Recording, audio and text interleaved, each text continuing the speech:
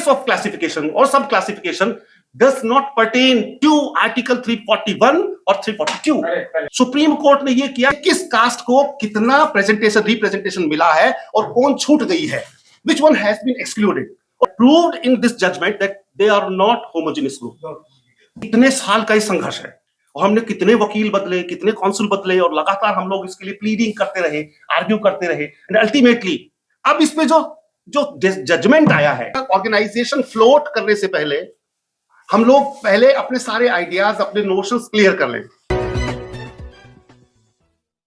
Different states के अंदर ये इश्यूज अलग अलग तरीके से उठाए जा रहे हैं।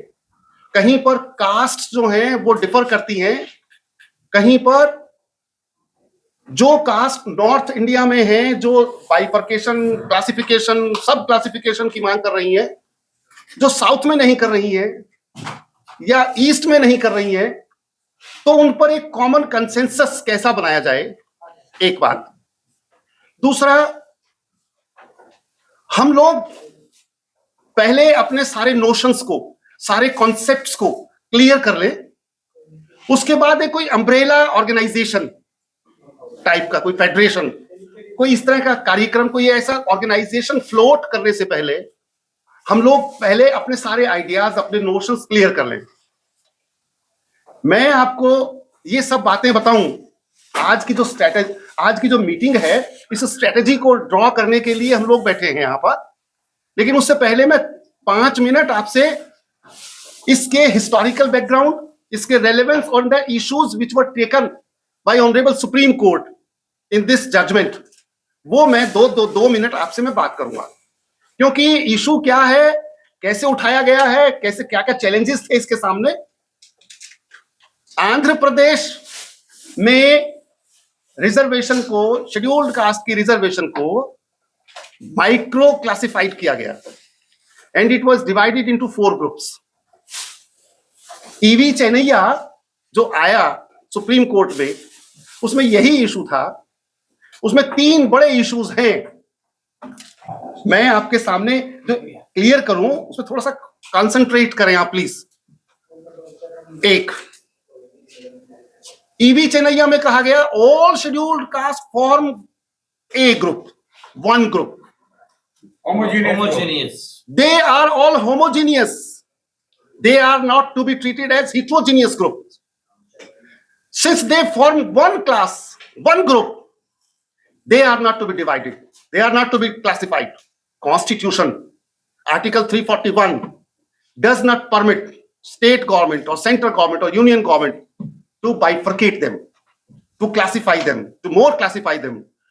ये एक तो ये इशू है उसके अंदर।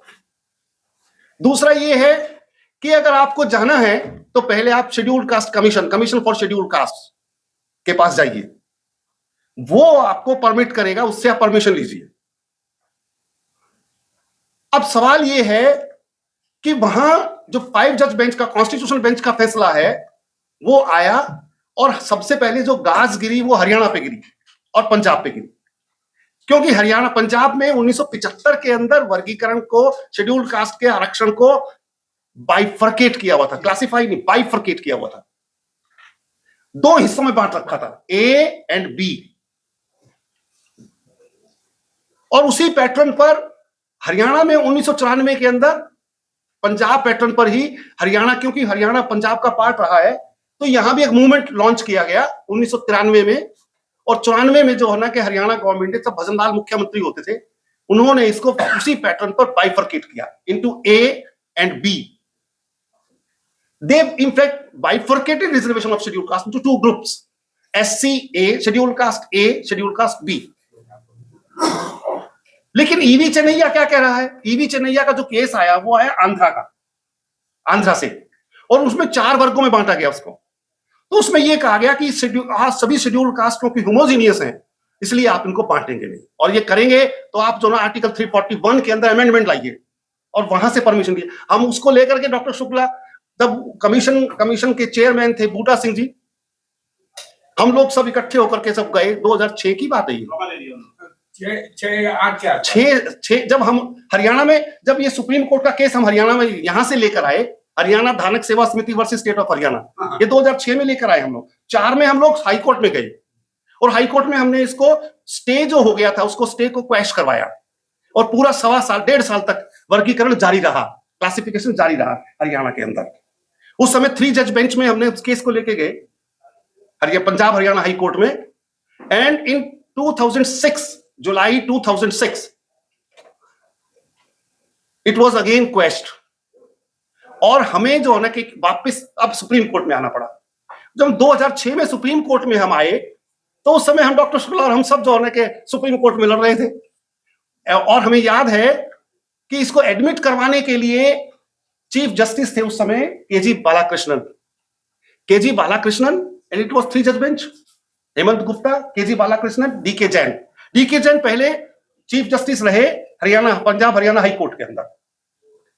और जब हम यहां लेकर के आए उस केस को तो केजी बालाकृष्णन ने हमारी फाइल को डेस्क के ऊपर फेंक दिया। He was reluctant to hear the case. He was quite reluctant. Doctor साहब उसने कहा no, the whole issue has already been examined in EV Chennaiah. अब इसको किस लिए लेके आए हो? कोई जरूरत नहीं है इसकी। All the issues already have been discussed and widely discussed and examined. जाइए आप EV चेन्नैया को स्टडी करें।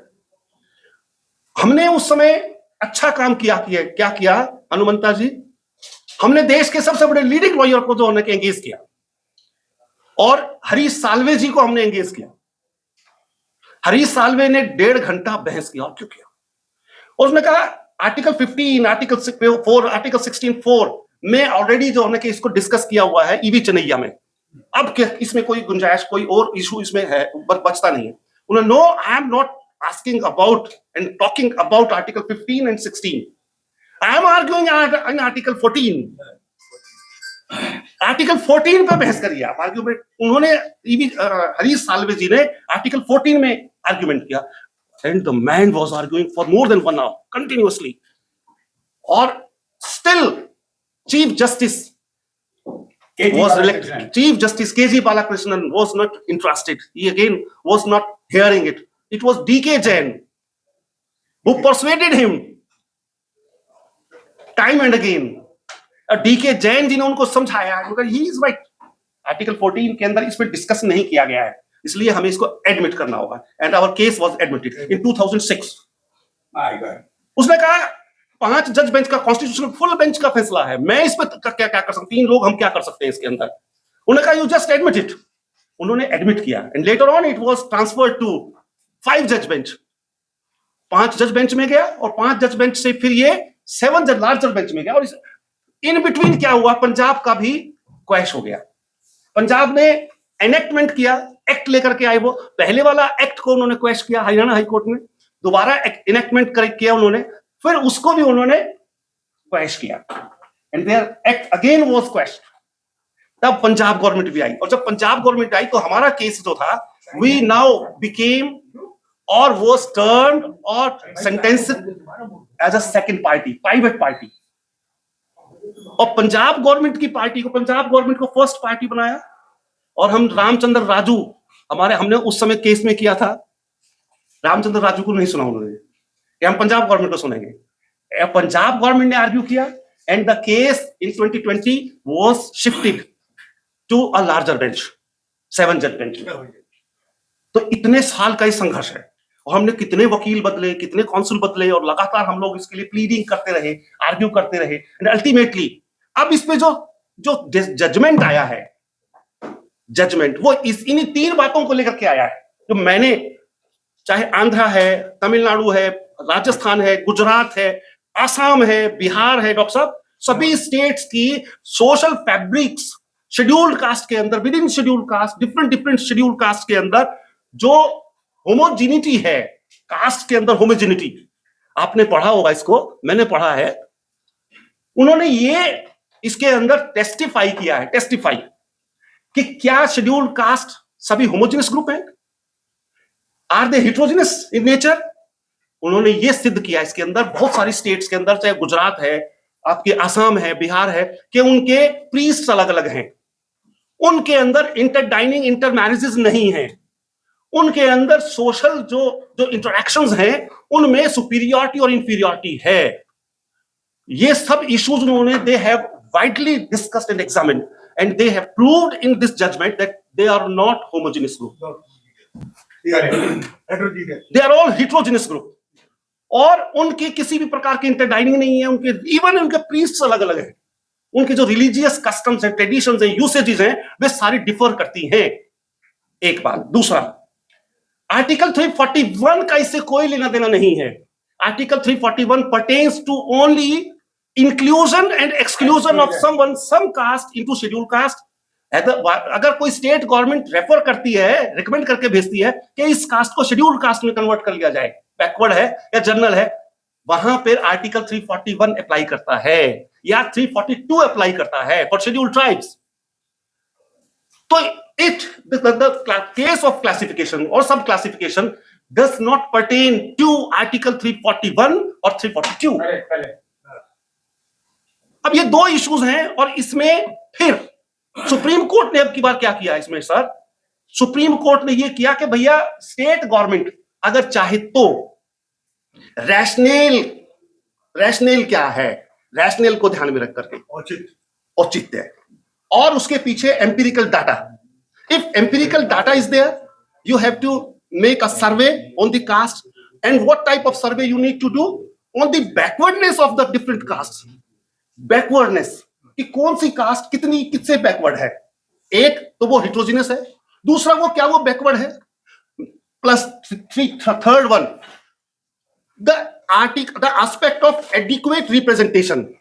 डॉक्टर शुक्ला जिस बात पे बार बार एम्फसाइज करते हैं, इनएडिक्वेट रिप्रेजेंटेशन कि किस कास्ट को कितना रिप्रेजेंटेशन मिला है और कौन छूट गई है, which one has been excluded, और कितनी बैकवर्ड है, backwardness of a particular caste, representation in terms of amount, in terms of the representation of the posts filled up in the reserved seats। तो ये सारे एस्पेक्ट ध्यान में रख करके स्टेट गवर्नमेंट दोनों कर सकती है। मोर ओवर ये जजमेंट जो है ना, कि मैं फिर भी कहता हूं, ये जजमेंट जो है ना कि क्लियर कट किसी प्रकार की गवर्नमेंट को डायरेक्शंस नहीं देती है।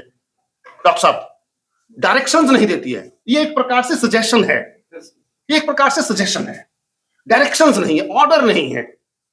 कई बार होता है ना, government state supreme court order करती है ना, स्ट्रिक्ट डायरेक्ट करती है, तो इस प्रकार के डायरेक्शंस क्लियर कट नहीं है। हाँ, अगर करना चाहे तो आप एक कोई कमीशन कॉन्स्टिट्यूट करिए, कमीशन इंस्टीट्यूट करिए, सर्वे करिए, डेटा कलेक्ट करिए, रैशनैलिटी उसका रीजनेबल वर्ड यूज करती है, रीजनेबल क्लासिफिकेशन करिए, सब क्लासिफिकेशन करिए। ये सारे इश्यूज हैं।